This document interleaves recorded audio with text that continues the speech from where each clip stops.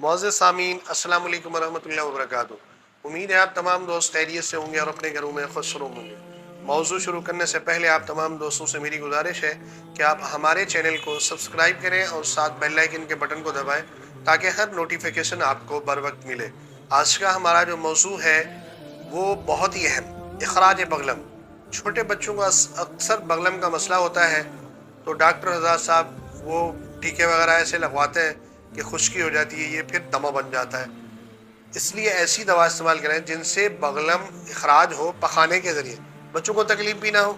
उसके लिए एक आसान नुस्खा जो दोस्त खुद बनाएं, इस्तेमाल करें। ये मिलट्ठी लें, इसका पाउडर बनाएं, कपड़ छान पाउडर होना चाहिए, और इसके साथ सुहागा ले लें। सुहागे को बिरियां करें। जब बिरियां हो जाए, जितना मिलट्ठी है इतनी सुहागा और इसके 3 गुना शहद शामिल करके ये रख लें। ये छोटे बच्चों को चटवाएं।